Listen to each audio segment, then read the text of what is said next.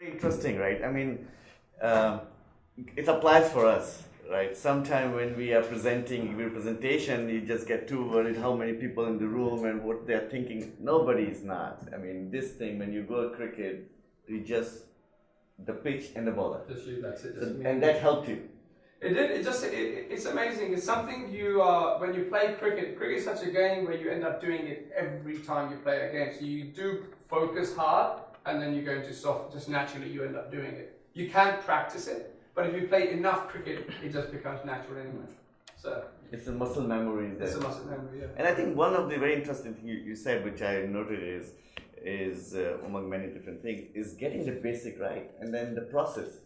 So what the Herschel guy said, the process, just do the process, the result is first class. Of course it is, but it's like anything. Look, a process, what I meant by process, for me as a cricketer, the process was eating right, sleeping enough, training hard, and working hard in practice, but then also staying calm under pressure when I'm about to deliver. When I'm delivering, I need to remain calm and soak that pressure up and still deliver my skill. That's the process.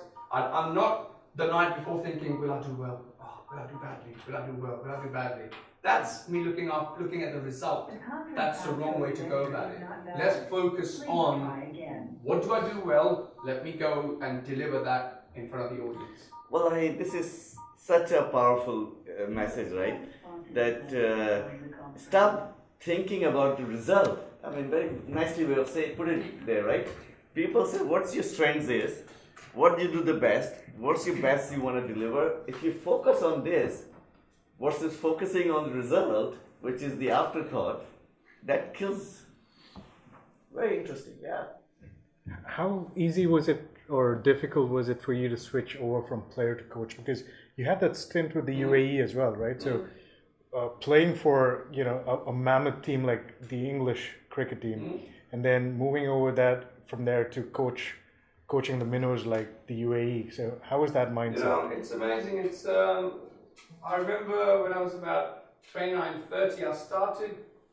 You become your own person a little bit, and you know what you need and what you don't need to perform at the highest level, say. And I started looking at when coaches would come and say, we're doing this, and I would, as soon as they would say something, I'd be like, okay, and I would go, okay, that doesn't work for me, that doesn't work for me, that works for me, that works for me, I need that. So I knew I need this. I'm not going to say it out loud to the coach because obviously it's a team game, I have to go and do what I have to do. Whatever the coach says, this is what we're doing it. But I know what I need. So once I know what I need, I can really sort of target my areas. So then I started thinking, who are the best coaches who know what I need? Do you know what I mean? So that was the thing when I started becoming my own person in terms of I know what I need. Who are the coaches who sort of cater for that? And for me, they're the best coaches. So for you to answer the question, how did I change that from a player to coach? I started thinking, okay, let me find out what these guys need.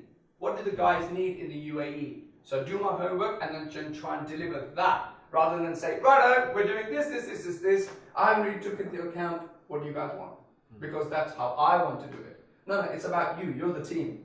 You have to play. So I need to find out what works for you guys, manage you guys.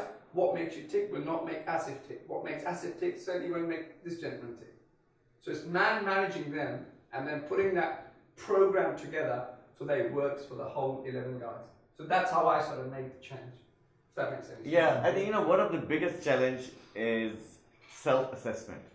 I think most of the world and the people are not so great in self-assessment. Then what are the areas?